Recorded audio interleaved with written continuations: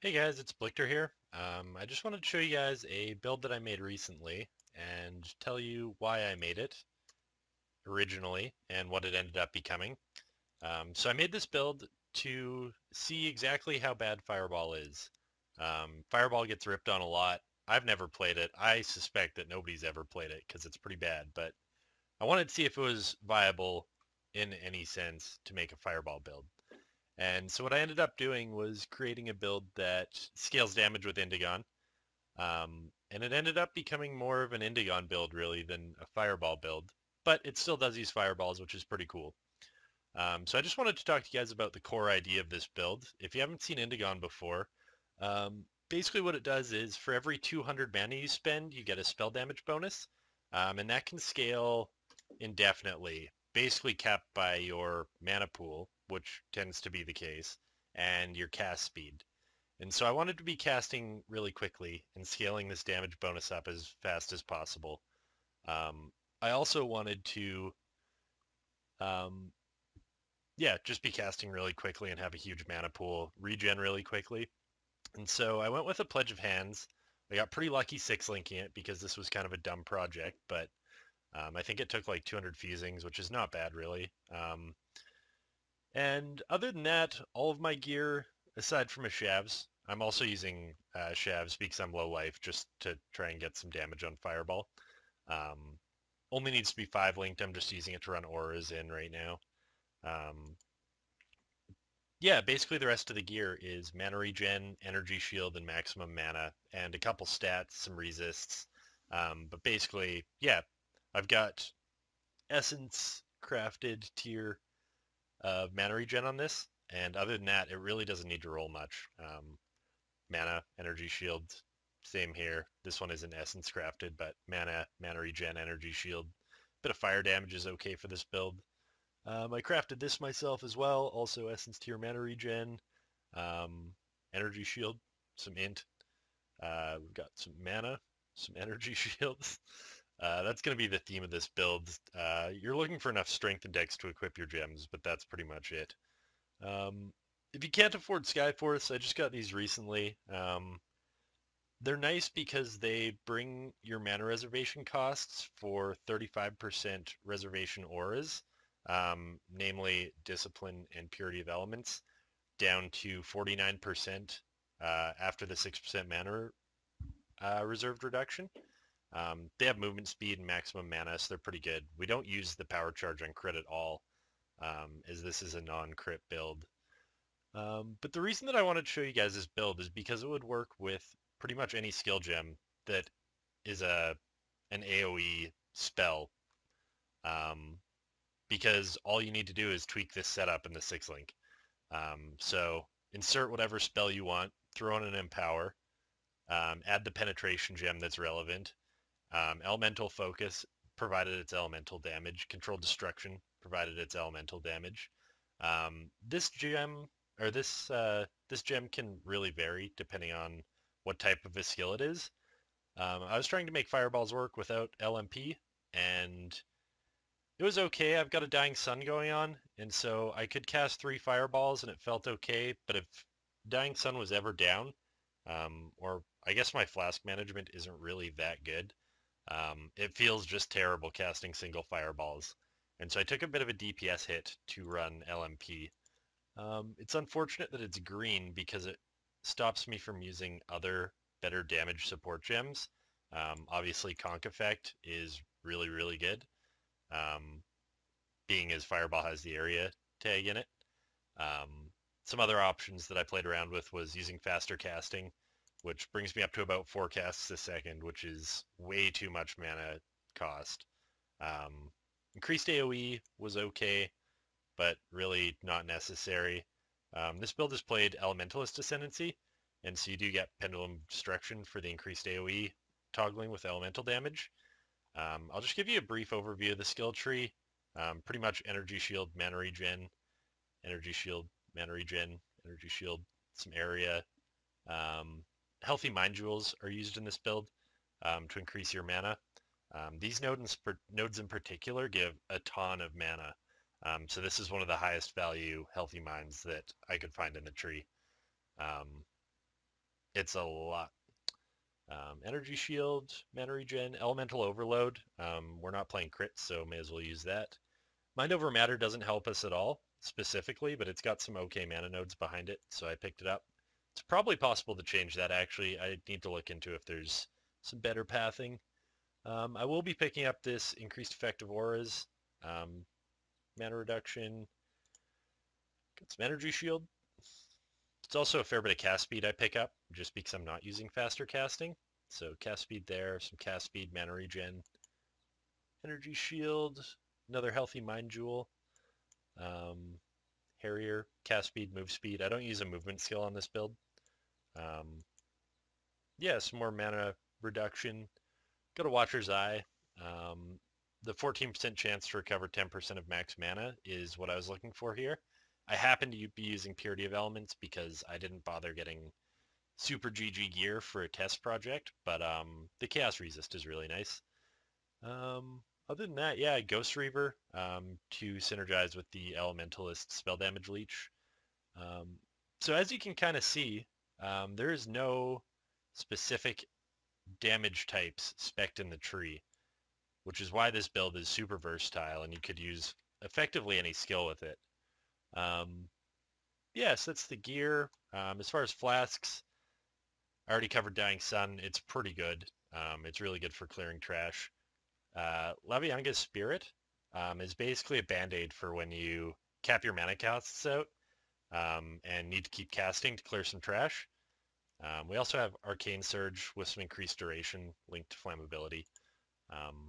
This is by no means optimal. I just am pretty excited about it. I'm also only level 82, so I've got a fair bit of skill points to still spend. I'll be picking up some Energy Shield and some mana, which is pretty shocking at this point, but I'll just give you guys a quick little rip through this T15, give you an idea of what it looks like. Yeah. Hopefully somebody can find some other interesting uses for this. I've been wanting to make a build that min-maxes Indigon since I first played with it because it's pretty cool.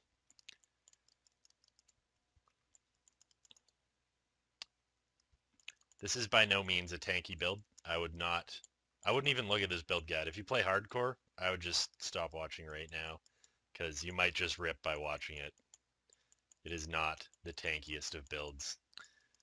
The one thing that would be absolutely awesome if I was rich would be one of the Watcher's Eyes where Clarity gives a percentage of mana as extra energy shield. If I manage to hit 6,000 energy shield, or 6,000 mana, sorry, which I'm pretty sure is super feasible, using a perfect one of those Watcher's Eyes would give me 1,080 extra energy shields. Now, I've never used that mod on the Jewel before because it's like 25x minimum with garbage secondary or tertiary rolls, but I'm pretty sure that's 1,000 base energy shield, which would get multiplied out by all of my bonuses. Pretty sure it would end up being somewhere in the realm of like 2,000 to 3,000 extra energy shield, which would be pretty cool to get a little bit more value out of all of our investment into mana, aside from just sweet regen, which as you can tell is pretty good. Suppose I didn't really cover that. My mana regen's really high. I think it's sitting around 700 and some with Arcane Surge up. Yeah, 740. Go up to about 800, maybe 850 once I get a little bit more investment in the tree. Oh yeah, and Red Beasts, no es bueno for this at all. I'm probably going to die to this stupid snake. Yeah. It's okay. We'll just kite. We'll just keep kiting. I'm also not poison immune on this build yet. I'd like to be through the Pantheon, but my elders spawned on Desert Springs, the map that I need to do to get poison immunity, and I kind of like having them there for farming because I've been doing some Elder and Shaper T16 pit maps, which when you run them double beyond is really cool because the last boss room just continually spawns so much stuff. And so you get a ton of Beyond mobs spawning in there. It's really spicy. Kind of forgot about that, actually. I'll have to upload a video of that soon. At any rate, we killed the stupid red snake. This is a T15 map. And this is not really a finished build. The clear speed on stuff that's not red snakes is pretty good, though. Sorry, maybe not the clear speed, but the kill speed? I don't know. Fireball is pretty bad, can confirm. But, look, I'm doing T15. Cool.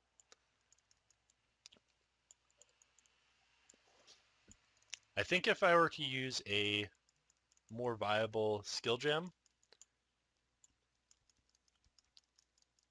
this could be a really good setup for a more serious build.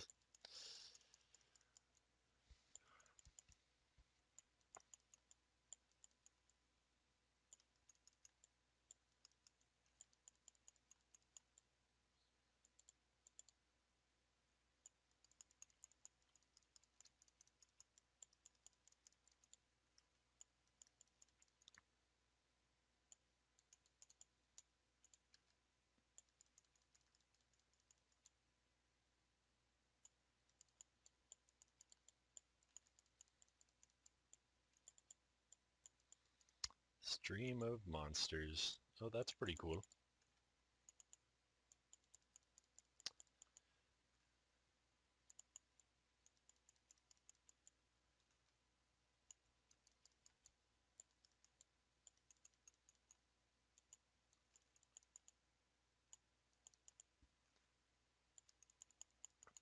So once I get this character to about level 90,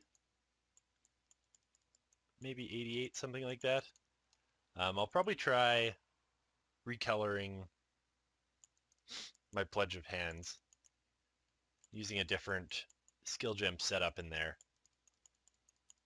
just to test how versatile this is with other skills.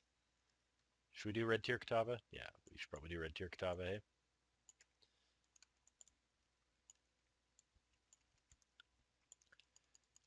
Playing Indigon builds, you can always ramp your damage up before stuff is hittable, which is pretty neat. I don't mind that interaction at all. Should probably also use Arcane Surge. I've got Arcane Surge linked to increased duration and efficacy just for further increased duration, because I think it's pretty annoying having to cast stuff all the time. I don't know about you guys. Absolutely no issue ramping up the damage with this build.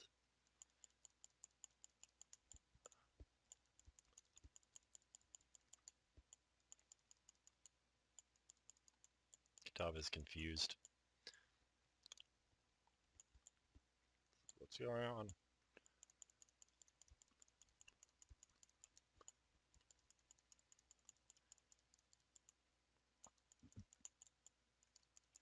Yeah.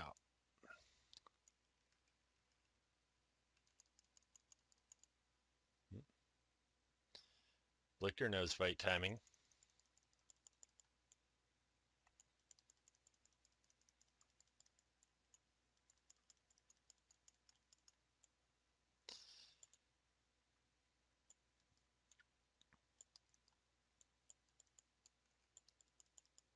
Don't breathe fire on me, bro.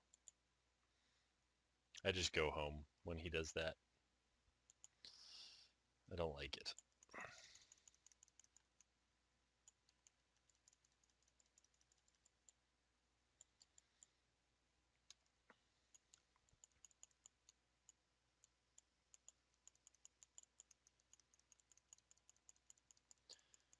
So yeah, by no means is this a boss killer. By no means is it super tanky, as is. But, I don't know, it's pretty cool. I think there's some skills that people would like to play that just maybe otherwise aren't viable. And this makes really terrible skills viable, as evidenced by Fireball. See, it's totally fine. In the 3.3 upcoming expansion, with the Val skill rework, this could be a build. It could be a real build, like a big boy build. Like not top tier, clear speed, super meta shit, but like if I could bust off a Val Fireball every now and then, I think that'd be pretty sweet. Like scale your damage up, Val Fireball. I don't know if it would snapshot your increased spell damage from the time that you cast Val Fireball, or if it would scale dynamically as you were running around lobbing fireballs at everything, but it could be pretty neat. I'll probably buy a Val Fireball gem when this character goes to standard and just test it out, see how it goes. There's 15 monsters left, but I'm pretty cheap, so it's like always, seems like it's always the last 15 mobs that drop maps. All right.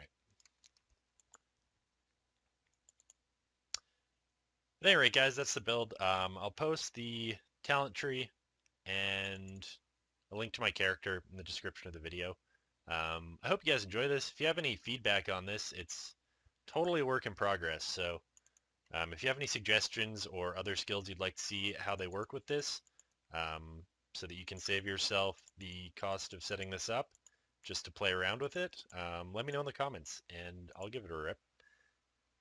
I got some currency, a little bit currency. I could buy a skill gem, like 2. I could buy 2 skill gems because Bestiary's dead, but